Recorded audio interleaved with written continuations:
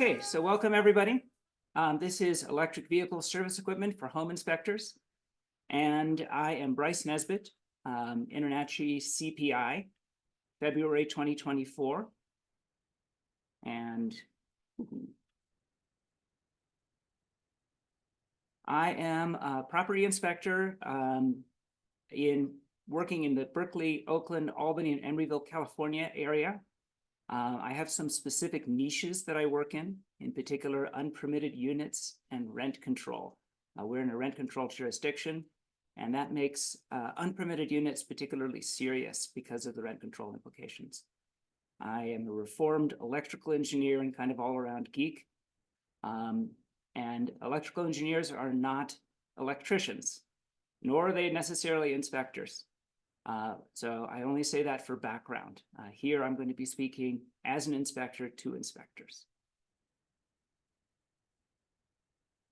Okay, just some background. Electric vehicle sales, it's 25% of new car sales in California as of this year, and 90% of new car sales in Norway. But whether you care about that or not, if the property you're inspecting has an EV charger, I think the subject demands 100% of your attention. And if you see an EV charger, you're going to have to decide what to do. And this webinar is meant to help you decide if you're going to inspect that or disclaim it, what you're going to inspect.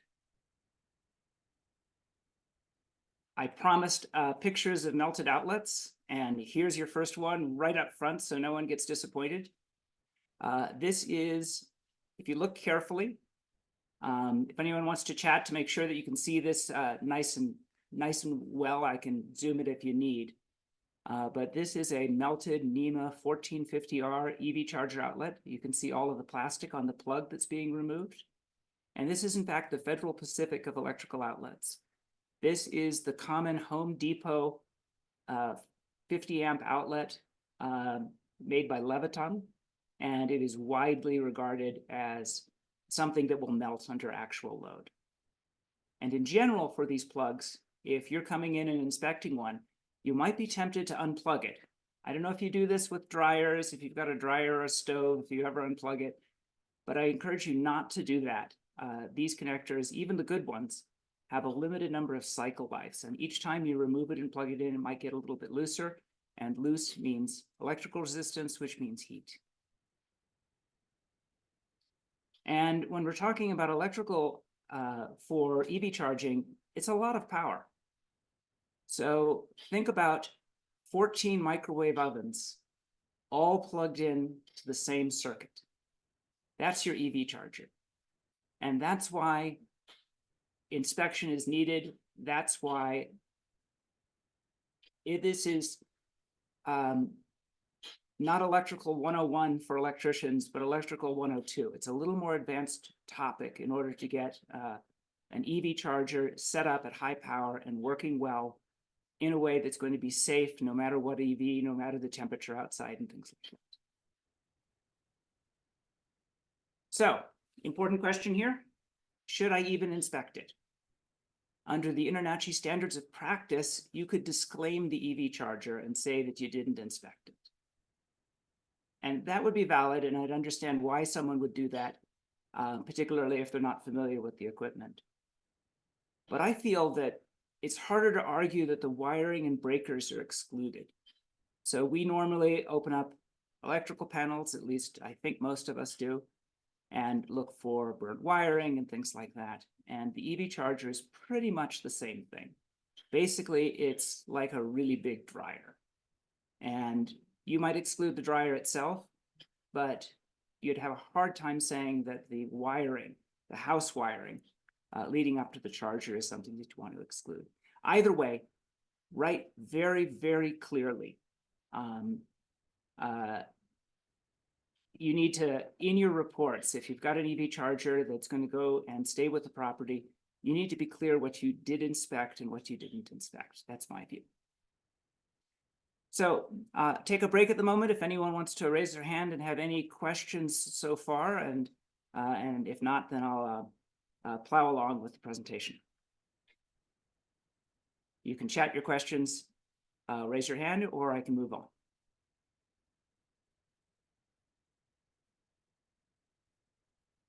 Okay then, moving on here.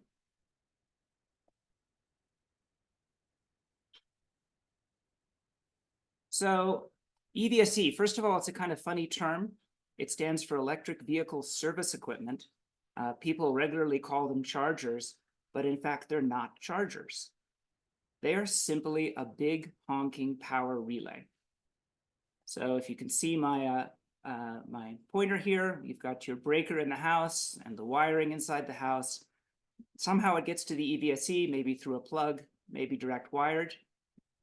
And over on the vehicle end, that vehicle power connector that plugs in just has line 1, line 2, ground, and 2 control signals.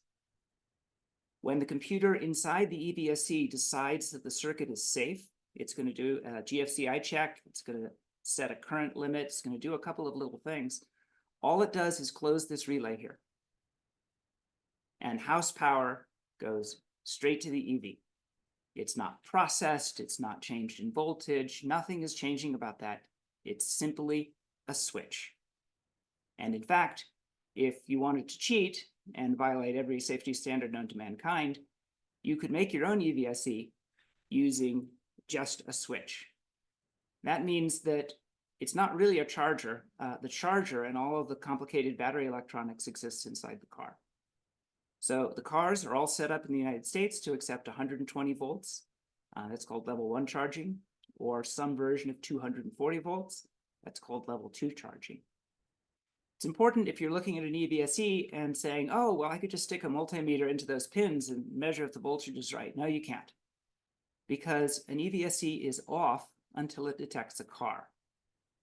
We have a line called Control Pilot, or CP, and the EVSE sends out a message that says how much current it's willing to supply. And the car sends a message back saying that there's a car. And only when everything lines up does that relay actually close. There's one more signal on the car. It's called Proximity Pilot. And it has to do with the little button when you try to remove the thing. It likes to shut off the electricity before the electrical connection is removed, and that's to avoid sparking. So if we have a tremendous amount of energy going into a car and we immediately remove it, that can create a little small spark, and that's not a big safety problem, but it can create pitting or it can damage the pins over time. So Proximity Pilot is used to shut off the power. And that's what an EVSE is. And having this model in your mind as you're inspecting it, I think will help you.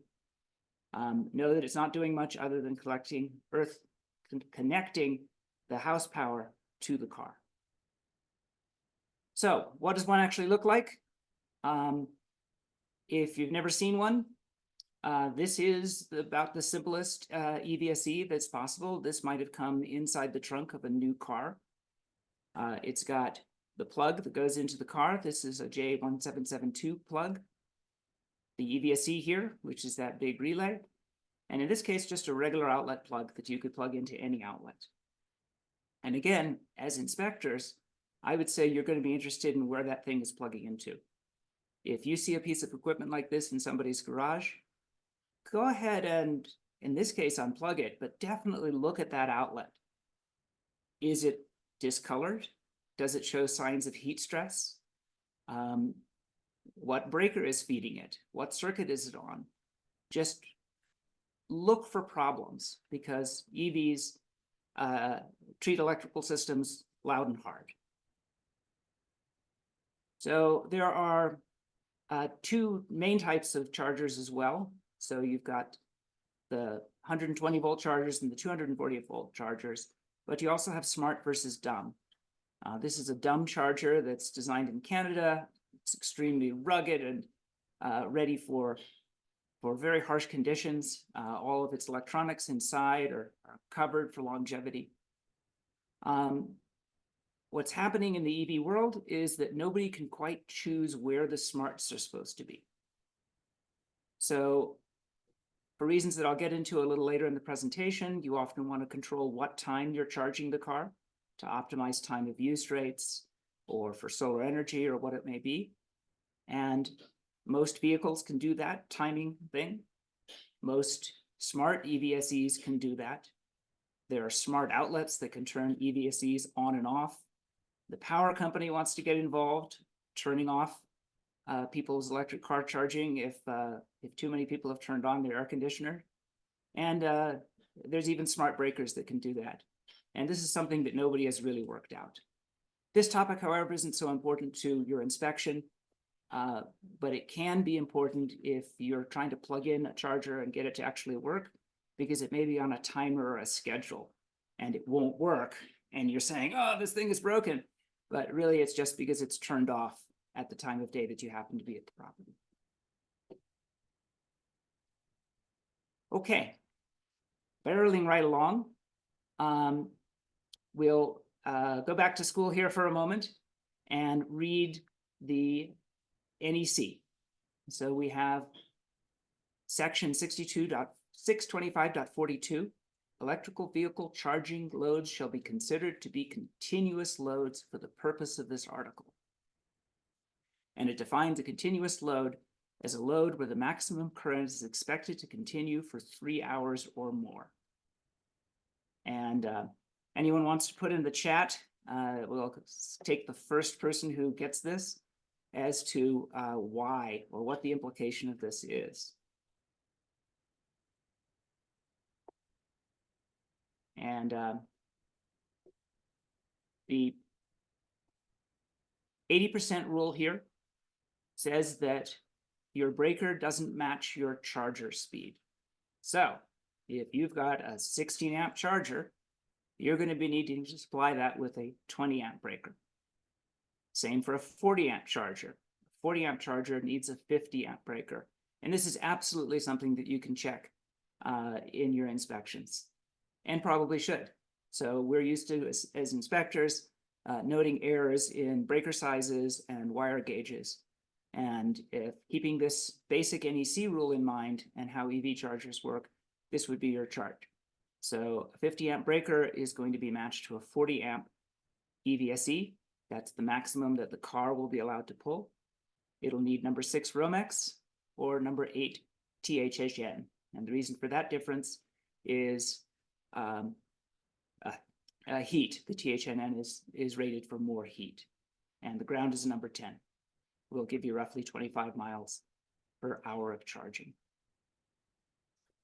Hey, Bryce, real quick, I'm not sure if you addressed this, but Jim was asking what percentage are Home Depot 50A outlets?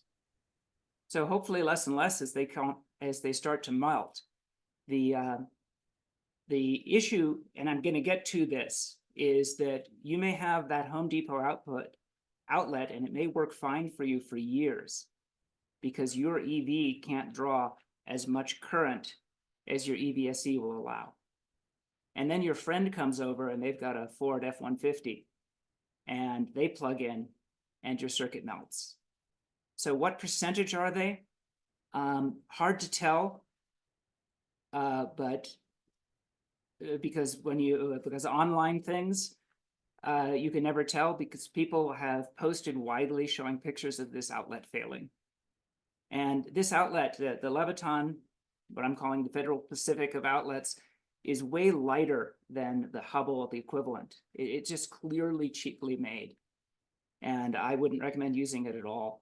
And I do recommend watching out for it in your inspections. Again, it may not melt in a particular instance because you haven't yet presented it with the maximum load. If you have a dryer and a dryer outlet and it's been in the house for 10 years and it seems to be in good shape, you're probably fine. But then somebody buys a different dryer that uses more. And that would be the equivalent here.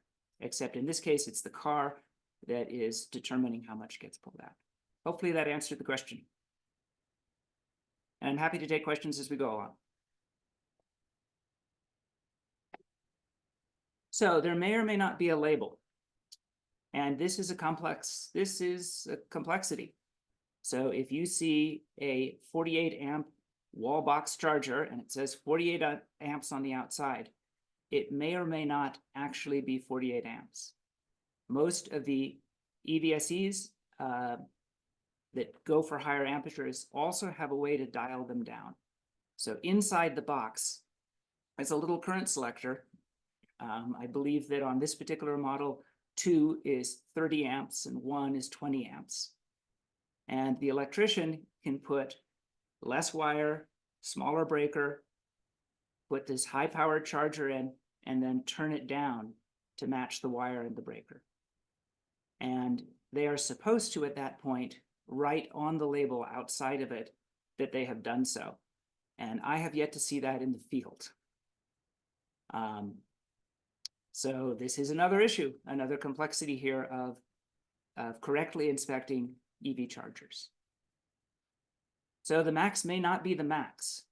So this piece of EVSE equipment sets the maximum signal, maximum current via the pilot signal. So if I had that wall box, that 48 amp wall box, and the electrician at time of install turned it down to be a 20 amp maximum, then that wall box would advertise to the car that the most you're allowed to draw is 20 amps. The car would comply and pull no more than 20 amps.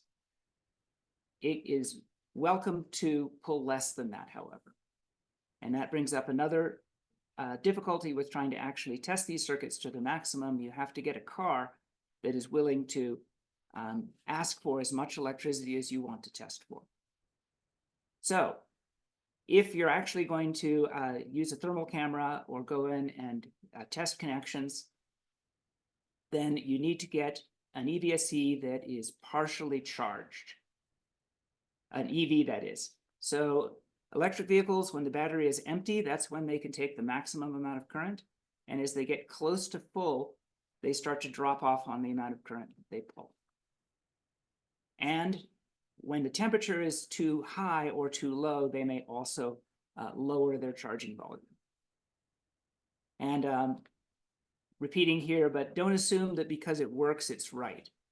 So if your EV charging circuit looks to be perfectly fine now, it hasn't really been tested until it's been given a Ford F-150 or something that can really pull a lot of current. However, the calculations are nice and clear. If the breaker's the right size, the wire's the right size, and the screws are torqued down correctly, then it's going to work. There's all sorts of other ways of hooking it up. For example, you may see this device.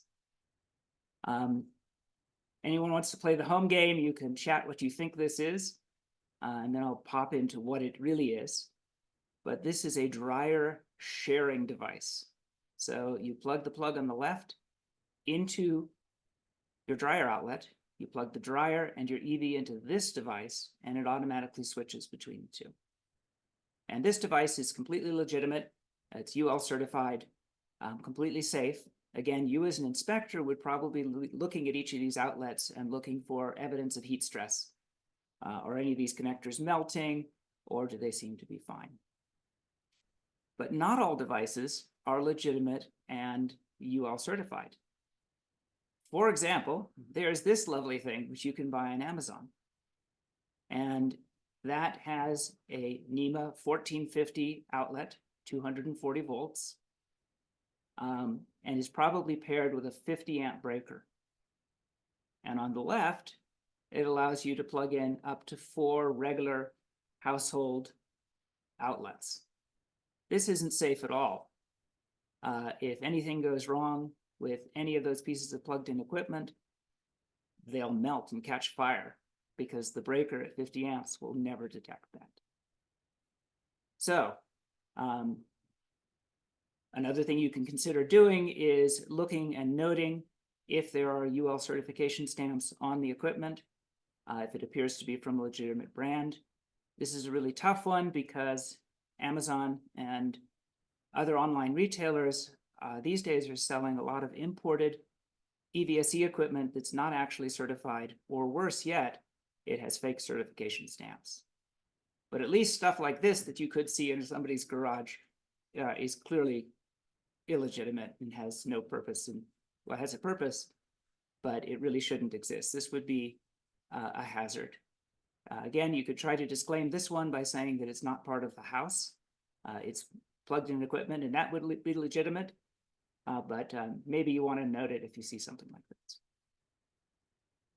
So that was the background on what's special about electric vehicle charging. In general, when you come and look at a house, you are going to be inspecting the electrical system, and the EV system is really no different. The foundations of inspecting for EVs is just a good basic electrical inspection. NACHI has a course on that, how to perform residential electrical inspections. On the ground, I think that the main thing that you're looking for are all those signs of heat stress. Melted wires, discolored plastic, all of that kind of stuff. If you really want to be diligent, then you're going to be checking the breaker size against the equipment installed. And since EV charging is relatively new, I would say there's a greater chance of finding a defect. A lot of people install this stuff, they DIY it themselves, and it seems to work, and they go with it. And it may never have been tested because it didn't get the proper vehicle. I'll take a quick dive through IR inspection. So here are two images from the InterNACHI inspection library showing a breaker with visible light and a breaker with an infrared camera. So if you have a camera, the EVSE, provided that it's actually under load, is a great target. You can see if anything's getting warm. If you don't have an IR camera or you don't consider that part of your inspections, then you're looking for heat stress on the wires. You know, are they the color that they're supposed to be? Should have a picture of that, don't. Now, let's get to an important context, an important topic for electricians. For quite some time now, the National Electric Code has required the use of a torque screwdriver when securing electrical connections. This rule is pretty widely ignored, especially among experienced electricians that feel that their wrists are calibrated for torque. There have been multiple scientific studies, there have been multiple challenge exercises where experienced electricians torque down a screw, but they don't get to see the little measure about how much torque they're putting on. And it turns out they're wrong. There is no evidence that humans are able to correctly torque screws. And we get away with it in most residential electric circuits because they're not pulling a tremendous amount of power. But remember that we had 14 microwave ovens on the same circuit. You cannot inspect torque after the fact. Torque has to be done correctly by the original installer. The only thing that you can do to detect that a screw was incorrectly torqued is to look for signs of heat stress. You can't bring a torque screwdriver and torque it down again because then you'd be over torquing. The pictured torque screwdriver is from WIHA. It's a German company. They make very nice torque screwdrivers that work super well. And I've now encountered several city inspectors and seen reports online as well of city inspectors when they come to an inspection. The first question they ask the electrician is, "Can I see your torque wrench?" And the answer often is, "Why the heck are you asking me that question?"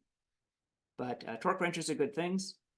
And I have a little note here, with great apologies to aluminum wiring. Something else that we're trained to look for is solid aluminum wiring in branch circuits.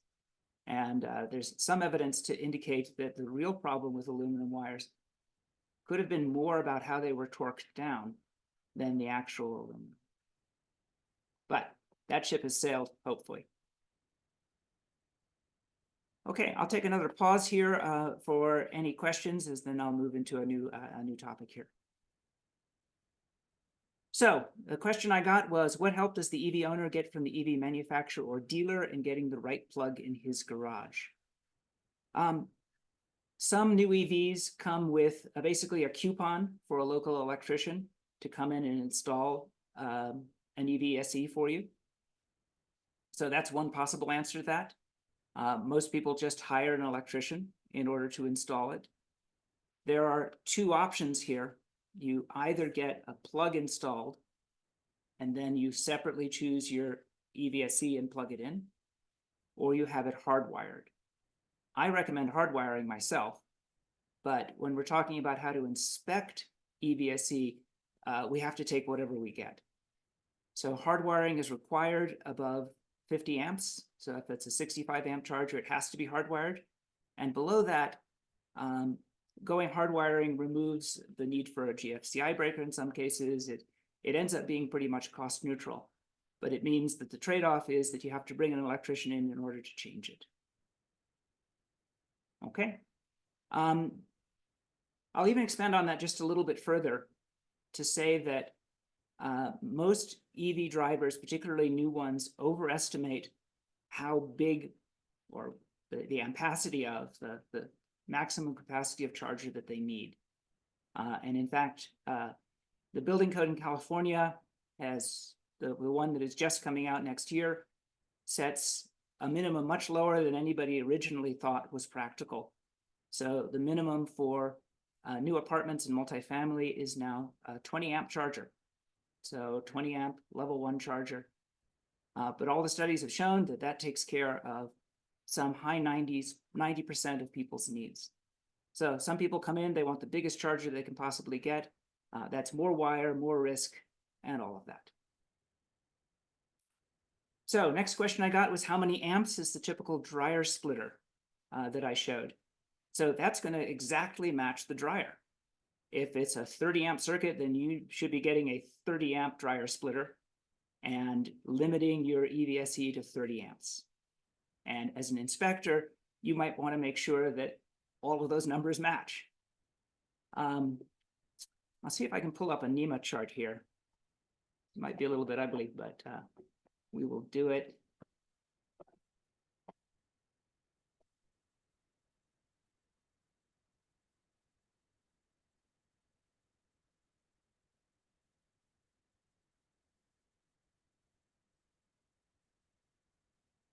So it's not coming up very cleanly, but there we go. So here is a set of all of the current NEMA plugs and their shape and their amperage rating. So if it's got this particular shape, it's a NEMA 620R. Are you able to see this chart or not? No, we're not seeing your screen. Okay, we will fix that in a moment.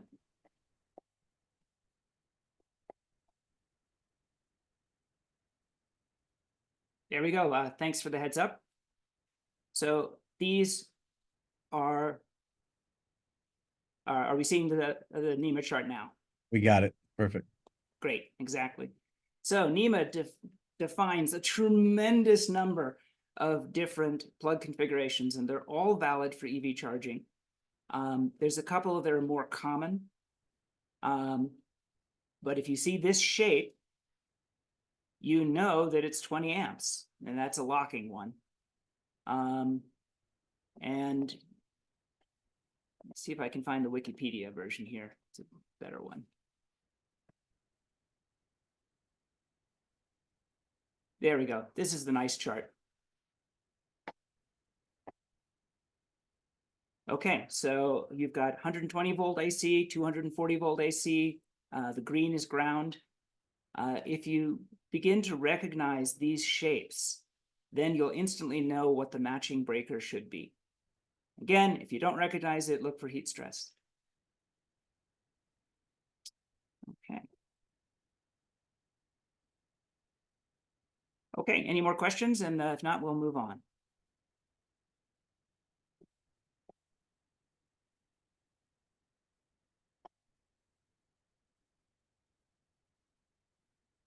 Okay, so I promised that the webinar would talk about complex dynamic loads, and indeed EVs are a complex dynamic load.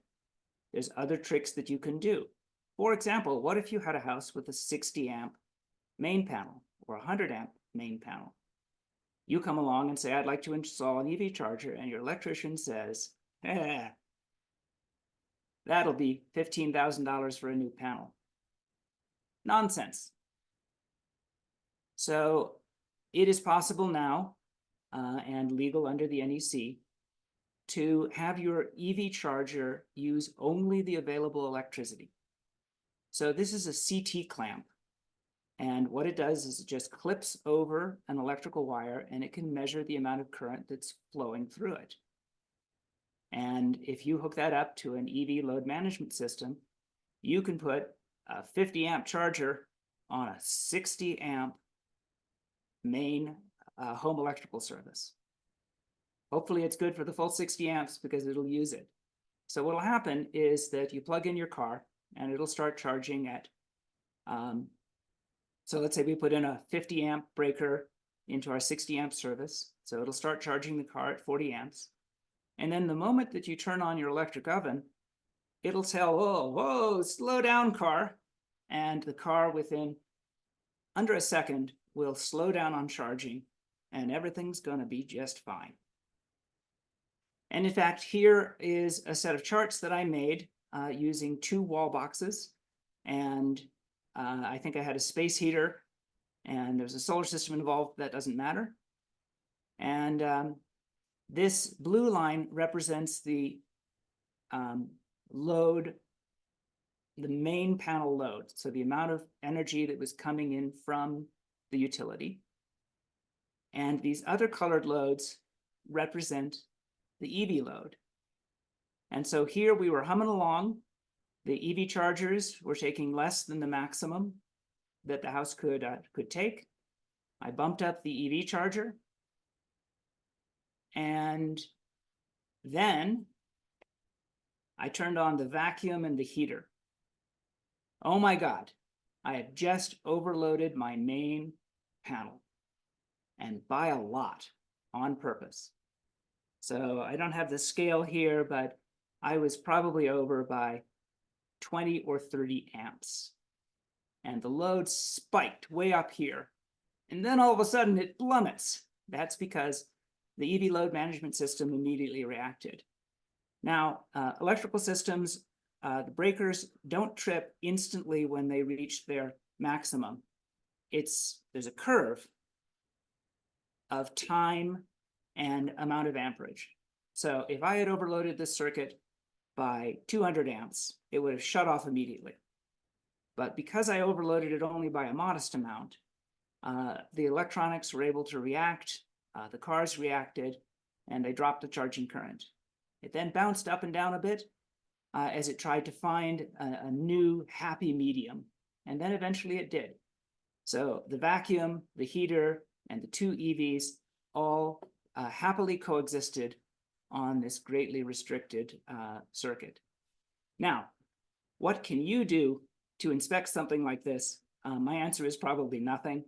It's a little bit complex, but if you're seeing something that looks like it can't possibly fit, don't complain that you are overloading the electrical system if there's a load management system involved that's taking care of it. So how to determine whether there's a load management system? I would say what you're looking for is CT clamps. So if there is an electrical measuring device, and that electrical measuring device on the main, that might be a hint to you that there's a load management system involved. Now, that was a lot to take. I'm going to ask for questions on that topic in just a moment. I've got a section of the 2023 NEC on EV load management, and this is the first time that they've really addressed the issue of load management systems. And their answer is, yeah, go ahead, use them, as long as they don't shed load from a fire pump or an emergency system or, I don't know, somebody's medical equipment. And just some good practices, they have to automatically cease current flow upon failure or malfunction. So the electronics within the load management system has to be self-aware enough that it shuts down if the conditions seem wrong. Okay. Okay, so the question is, where do you usually see the EVLMS attached to the main? Literally on the main. So you're going to come in, you're going to have your meter, and then there's going to be some distance of wire between that and all of your breakers. So the ideal place for that is between the meter and the service breakers. There could be a main breaker also, and the EVLMS can be either between the meter and the main or between the main breaker and the panel. And if those happen to be wire connected, you are all good. Just put your CT clamps on them. Sometimes you have a manufactured panel where that's just some metal bars. And there's a fancier type of CT clamp called a Rogowski coil, which would be that. But you would be looking for a piece of clearly added equipment between the main and the service breakers. Okay, back to our presentation. One issue that we have here is that a number of these, the manufacturers of this equipment actually involve a service contract or a subscription. And the question I asked you is, will that company be around in 5 years? A lot of the stuff is fairly new. A lot of the companies are startups. Most startup companies fail. So that's an issue also. The NEC is just starting to deal with that question of what do you do with obsolete equipment? Again, I think this is out of scope for a home inspector. Okay, so that's the bulk of the EVSE itself.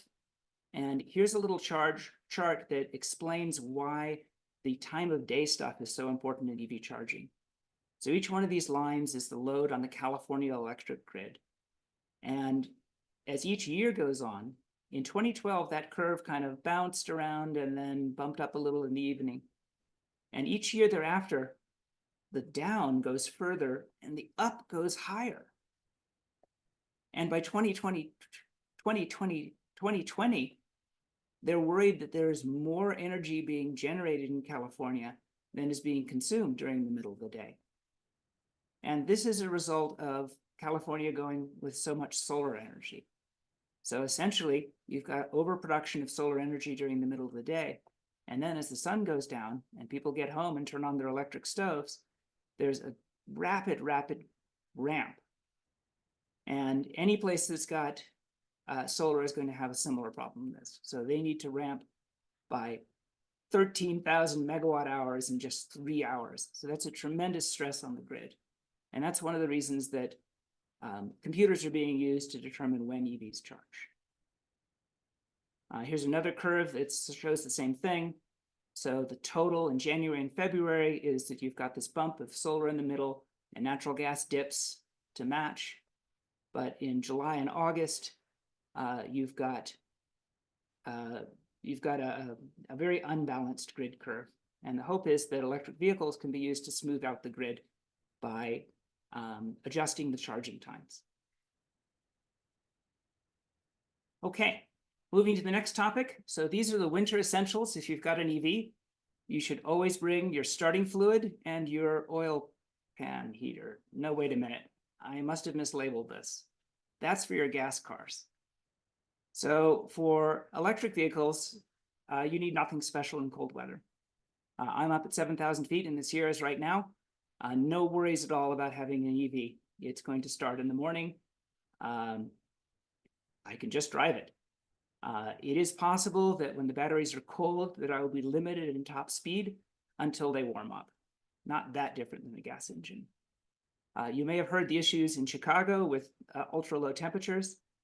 Those EV drivers largely had empty batteries and tried to fast charge them in -30 weather. And the issue is that that takes a while. So when you plug in the EVSE, it's going to spend the first amount of time. In that particular case, it was about 20 minutes warming up the battery before it really gets going on charging. So those people would have been fine if they had home charged or had been more patient. Some of them reported on the news that they plugged in and got nothing after 20 minutes and then drove to another station and plugged in and got nothing after 20 minutes and drove to a third station. Well, that's a good way to ensure that your battery isn't particularly warm. So EVs, not a big problem in winter, just you need kind of different stuff than the old jump starting fluid. Next topic. This is really odd. Just so you know, the cable used for EV charging and the plug on cars is going to change. This is brand new, just happened in a complete sudden motion starting early last year, and it's already been standardized. So everyone's decided to go with a Tesla's connector. And it's got some advantages. In particular, a really big one that hasn't got a lot of press is it will allow charging at up to 270 volts, which is a really good match for commercial power. So with the old standard, you had to have a step-down transformer in order to run the EVSE, which just adds complexity and cost. Okay, there's lots of other electrical topics that we could go into for a future webinar: modular EV batteries, home DC fast charging. But again, let's get to inspecting the regular EVs first. So my big takeaways for you: maximum load is 80% of the breaker rating. The label on the EVSE may not be the actual max load, and different cars will pull different amounts of current. And loose connections and heat are the enemy. Little bears torque is what I say. So those connections need to be torqued, not too much, not too little. And the best way to do that is with a torque wrench. You as an inspector are going to be looking for heat stress to indicate when that didn't happen properly. A diligent, regular inspection is all you need for EVSEs. Look for discolored wires, melted plastic, and unprofessional work as an indication that perhaps somebody wasn't all that careful. If you want to dive in more, or more importantly, if your electrician wants to dive in more, they can take EVTIP training. It's Electric Vehicle Infrastructure Training Program. It's a 20-hour online course on all of these details. Hopefully they do and get it right, and your inspections will clear the EV charger for its next use. Well, great. I guess I just want to say, don't be scared if you see an EVSE. I think it's safer for you to inspect it than to not inspect it and disclaim it. There are a lot of them that aren't installed right. Yeah, please check. Have a great day, everybody.